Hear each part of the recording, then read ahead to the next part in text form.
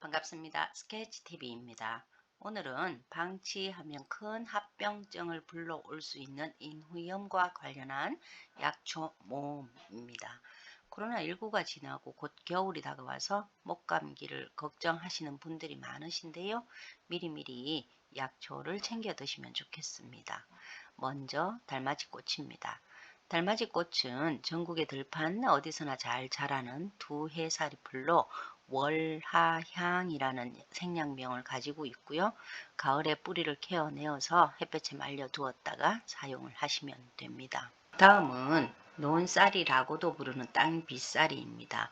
이 땅빗살이는 산 아래 풀밭에서 흔히 발견할 수 있는 키 작은 낙엽 활엽수인데요. 역시 뿌리를 약재로 사용을 합니다. 가을이나 이런 봄에 뿌리를 캐어 두었다가 햇볕에 말려 두었다가 이용합니다. 남쪽 지방의 양지 바른 들판에서 자라는 금란초입니다. 꽃과 뿌리를 포함한 전체를 약초로 이용을 하는데요. 꽃이 필 때 채취해서 햇볕에 말린 후에 사용을 합니다. 땅에 바짝 엎드려서 자라는 가락지나물은 다소 습한 밭이나 논 주변, 풀밭에서 자라는 여러 해살이 풀인데요. 뿌리를 포함한 모든 부분을 이용하는데 노란 꽃이 피고 있을 때 채취해서 햇볕에 말린 뒤에 사용을 합니다. 역시 다소 습한 땅에서 자라는 박하는 잎과 줄기를 약초로 활용을 하는데요.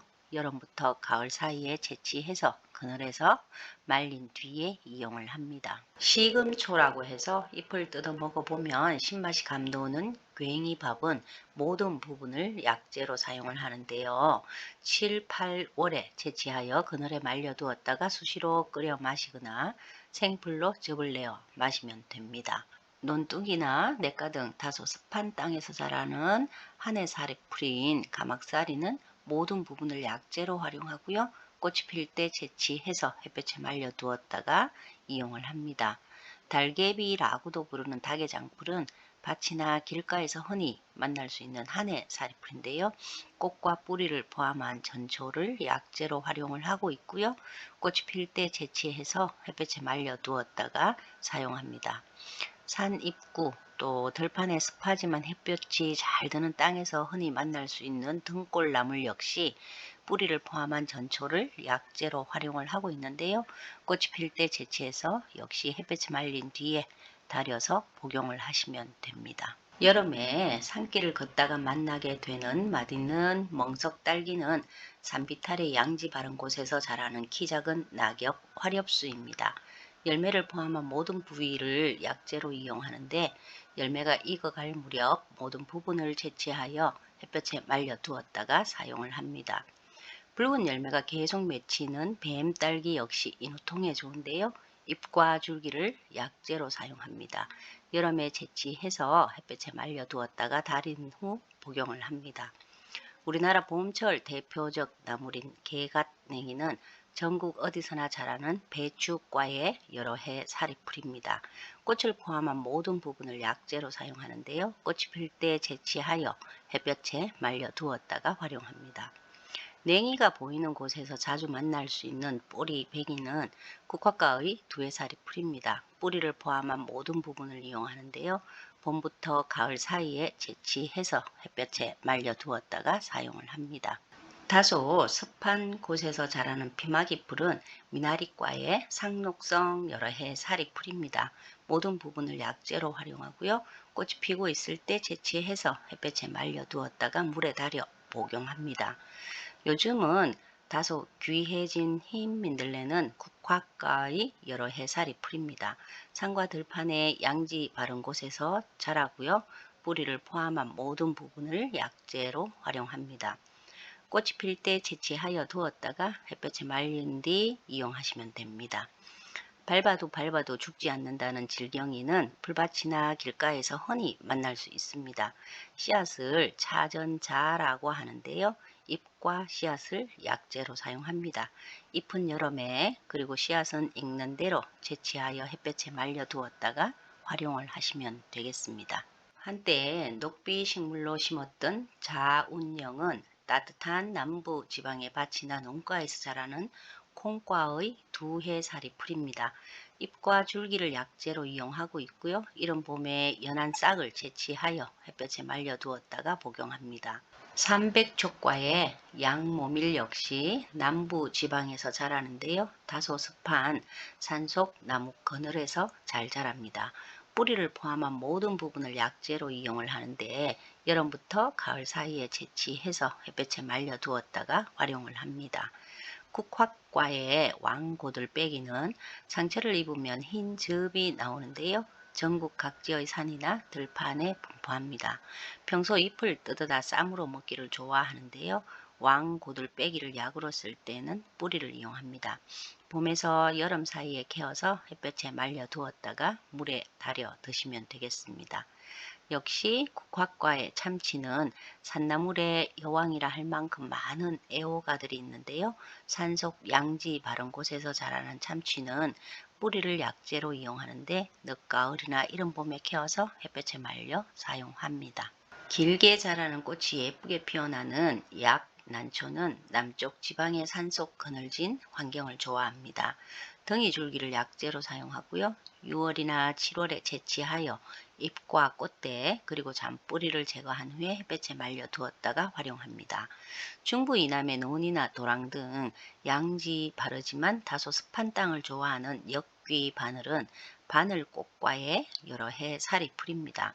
꽃과 열매를 포함한 모든 부분을 약재로 쓰는데요. 9월에서 10월경에 채취하여 밝은 그늘에서 말려 두었다가 활용합니다. 광대나물과의 석잔풀은 전국의 다소 습한 들판에서 자라는 여러 해 사리풀인데요. 꽃을 포함한 모든 부분을 약재로 사용하기 때문에 꽃이 피고 있을 때 채취해서 햇볕에 말려 두었다가 필요할 때 꺼내어 달여 드시면 좋습니다. 숲속에서 만날 수 있는 호라비 꽃대는 잎과 줄기 모든 부분을 약재로 사용합니다. 홍료꽃대와 구분이 다소 어려울 수는 있지만 수수리 호라비 꽃대가 조금 더 짧습니다. 봄부터 여름 사이에 채취해서 햇볕에 말려 두었다가 사용을 합니다. 마편초과의 청꽃풀은 꽃이 청청이 피어나서 쉽게 구별할 수 있는 여러 해 사리풀입니다. 남쪽의 산골짜기 양지 바른 바위 틈을 좋아하는데요. 꽃을 포함한 지상부의 모든 부분을 약재로 사용합니다. 꽃이 피어날 때 채취해 두었다가 햇볕에 말린 뒤에 활용합니다. 잎이 솔잎과 비슷하다고 해서 이름이 붙은 소울나물은 꼭두선이과의 여러 해 사리풀입니다. 한 곳에 여러 대의 줄기가 서서 자라는 특징을 가지고 있는데요. 전국의 양지 바른 풀밭이나 뚝에서 잘 자랍니다. 꽃을 포함한 모든 부분을 약재로 쓰는데요. 꽃이 필 때 채취해서 햇볕에 말린 뒤에 활용을 하시면 되겠습니다. 독초로 알려졌지만 약용식물이기도 한 자리공은 이런 봄에 어린 순을 따다 나물로 이용하시는 분들이 많을 만큼 어린 순의 맛이 좋다고 합니다. 자리공을 약으로 쓸 때는 뿌리를 이용하는데요. 독성분이 함유되어 있기 때문에 과용을 하시면 절대 안 되는 식물입니다. 가을이나 봄에 굴지해서 깨끗이 씻은 뒤에 햇볕에 말려 두었다가 활용하는데 독성분이 강해서 추천드리지는 않지만 심한 인후염에는 효능을 보인다고 하니 조심스럽게 삽입해 두었습니다. 덩굴로 자라서 풀처럼 보이지만 나무인 세모의 덩굴은 산속 양지 바른 곳이나 돌 주변에서 쉽게 발견할 수 있습니다. 잎이 독특해서 쉽게 구분이 가능하고요. 뿌리를 약재로 사용합니다. 가을에 뿌리를 케어내어서 햇볕에 말려 두었다가 사용을 하시면 되겠습니다. 제비꽃과 함께 이른 봄에 꽃을 피우는 산자고는 백합과의 여러 해 사리풀입니다. 산과 들판의 따뜻한 곳을 좋아하고요. 비늘줄기를 약재로 사용합니다. 가을이나 봄에 캐어서 깨끗이 씻어 햇볕에 말린 뒤에 활용을 하시면 되겠습니다. 그 외에 사약 재료로 알려진 큰 천남성이 있고요. 정원에 심기를 좋아하는 범부채, 그리고 이른 봄 부드러운 털에 둘러싸여 꽃을 피우는 솜방망이 여러 번 소개시켜 드렸지만 농가에서 약용식물로 기르기도 하는 현삼, 그리고 덩이 뿌리가 서로 엉켜서 자라는 큰 개 현삼, 양지 바르면서도 습기를 좋아하는 개미자리, 옛날 사람들이 보이는 대로 캐서 먹으라고 했다던 갯맥꽃, 숲 가장자리에 약간 그늘진 자리를 좋아하는 골목꽃, 산과 들판의 풀숲에서 자라는 큰 까치 수염, 경작지나 들판 어디서나 만날 수 있는 광대나물, 그리고 맵고 쓴맛이 나지만 나물로도 먹을 수 있는 긴 담배풀, 스치면 길고 뾰족한 바늘 같은 것이 묻어서 떼어내기 곤란한 도깨비 바늘. 이 도깨비 바늘은 최근에 피부가 하얗게 변하는 백반증에 효능을 보이고 있다고 하죠. 그리고 봄철 쌉싸름한 맛이 입맛을 돋워주는 머위, 섬승마라고 몇 번 소개드렸던 나물승마와 함께 같은 미나리 아제비과에 속하는 눈빛승마, 애기 달개비라고도 부르는 사마귀 풀, 그리고 실타래처럼 꼬이며 꽃을 피우는 타래난초, 꽃잎이 가느다란 타래붓꽃, 깊은 산 매우 습한 땅을 좋아하는 속새, 다른 풀이나 나무를 감고 올라가며 자라는 더덕, 그리고 양지 바른 산이나 들판에서 자라는 도라지, 피를 머물게 해서 대장염의 치료 약으로도 사용하는 벌노랑이, 도라지와 자생 환경이 비슷한 모싯대, 남쪽 바닷가 담장에서 흔히 볼 수 있는 노랑 하늘타리, 역시 따뜻한 남쪽의 산지 바위에서 만날 수 있는 마삭줄, 보이는데도 먹지 않으면 빨리 늙는다는 속설을 가진 대추나무, 강원도 원주에 가로수로 흔히 만날 수 있는 살구나무, 밤이면 잎이 딱 붙어 자는 것 같아서 금슬 좋은 부부와 비교하는 자귀나무, 잎과 잎 사이에 깃털과 같은 잎 조각이 붙어 있는 묵나무, 매실이라는 열매를 맺는 매화나무, 우리나라 꽃 무궁화를 피우는 무궁화나무, 봄이면 개나리와 함께 도심 곳곳을 점령하고 있는 조팝나무까지 인후염과 관련한 식물들을 알아보았습니다. 종류가 많아서 간단히 소개만 드렸는데요. 부작용이나 복용하는 방법 등은 따로 공부를 하시면서 주변에서 흔히 만날 수 있는 약초가 있다면 조금씩 채취하셔서 필요한 분들이 사용을 하셨으면 좋겠습니다. 감사합니다. 스케치TV였습니다.